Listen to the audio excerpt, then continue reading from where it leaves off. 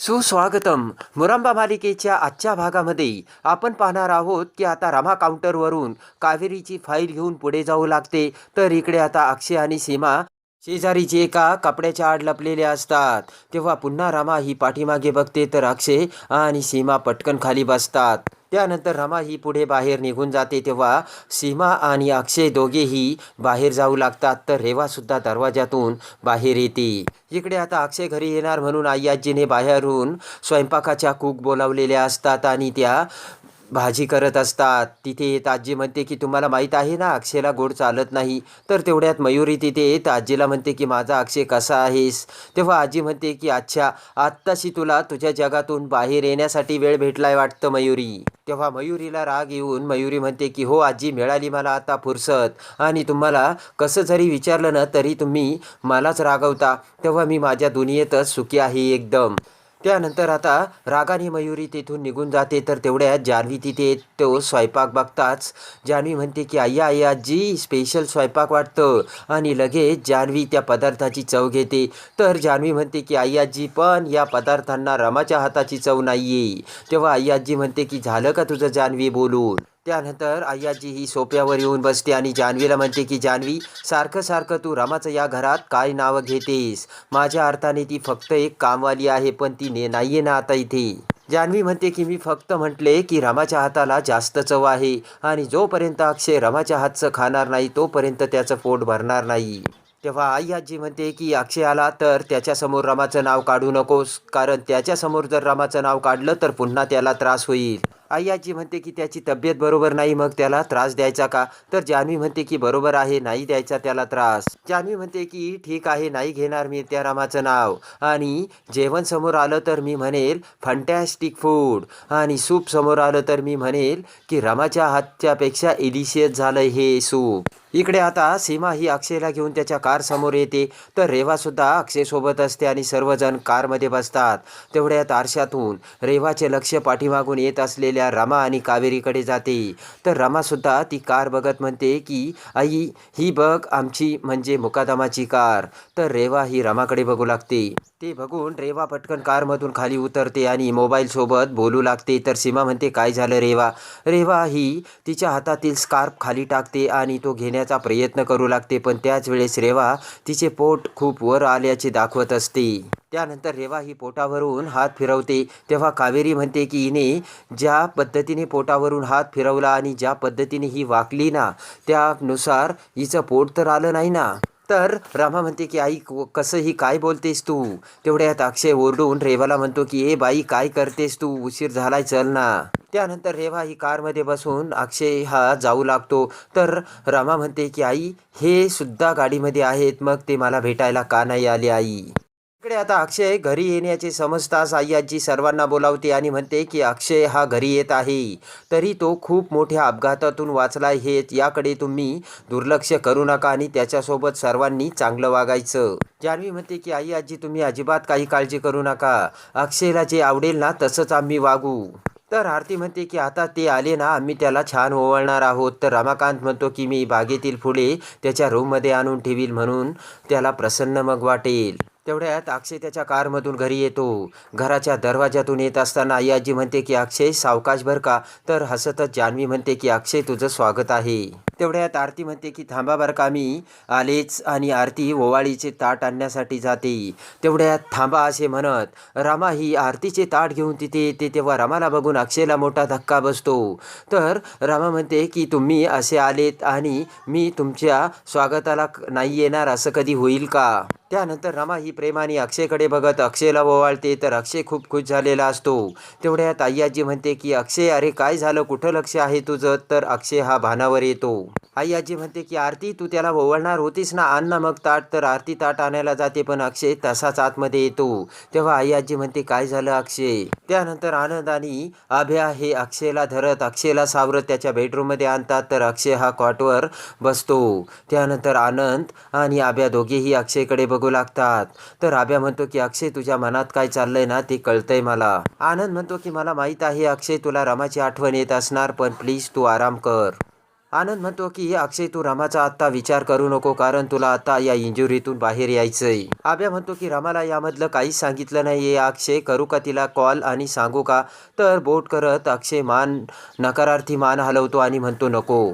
तर आनंद सुद्धा अक्षयला बोलतो. तेव्हा अक्षय म्हणतो की दादा नको, मी बरा झाल्यानंतर मग रामाकडे जाईल.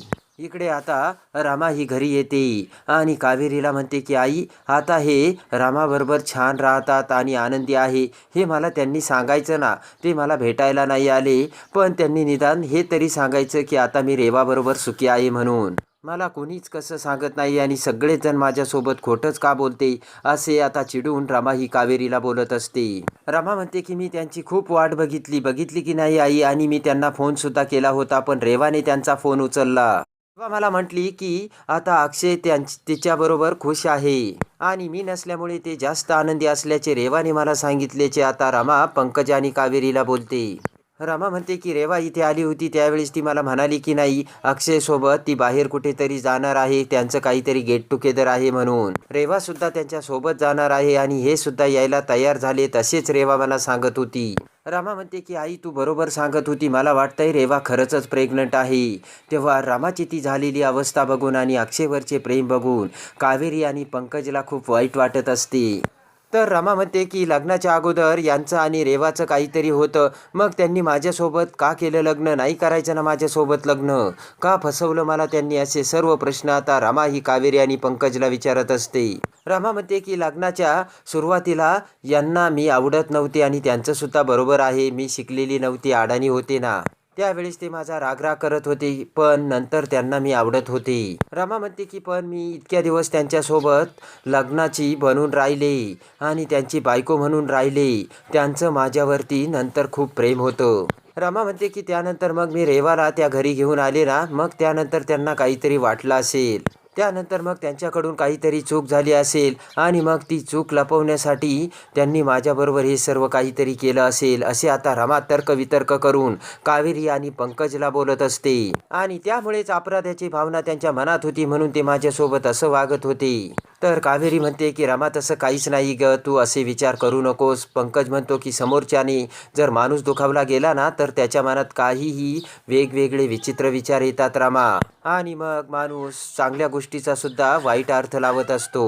रमा म्हणते की नाही काका हे खरं आहे आणि मी याकडे दुर्लक्ष करत होते, पण आत्ता मला समजतंय ते सर्व खरं होतं, आणि म्हणून तर रेवा ही सर्व मला एवढ्या आत्मविश्वासाने सांगत होती.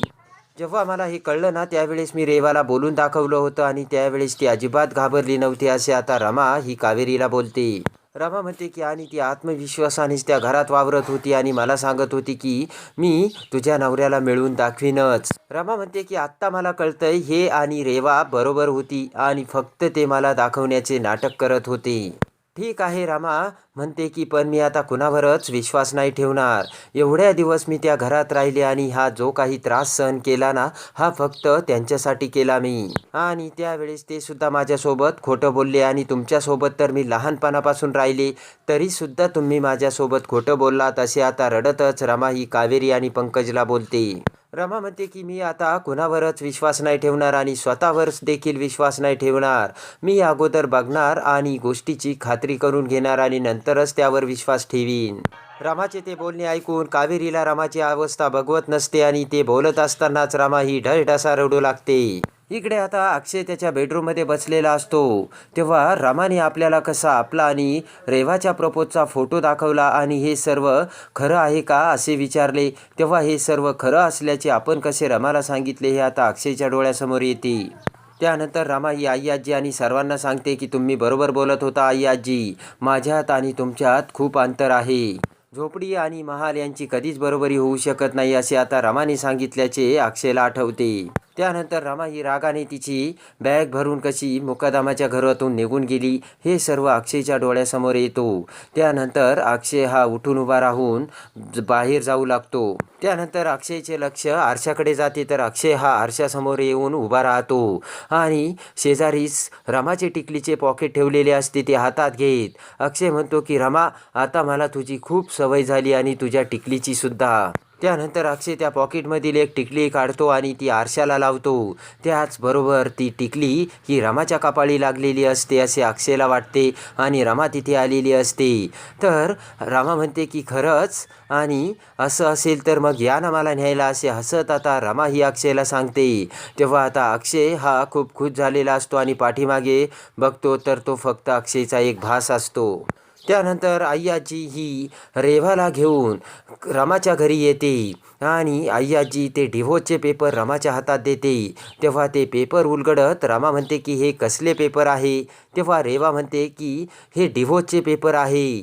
तर हसतच आय्याजी म्हणते की रमा, तुला जर माहीत नसेल ना, डिव्होर्स म्हणजे घटस्फोट. ते ऐकून रमाला मोठा धक्का बसलेला असतो आणि घटस्फोटाचे पेपर बघताच रमा ही रागाने आय्याजीकडे बघू लागते.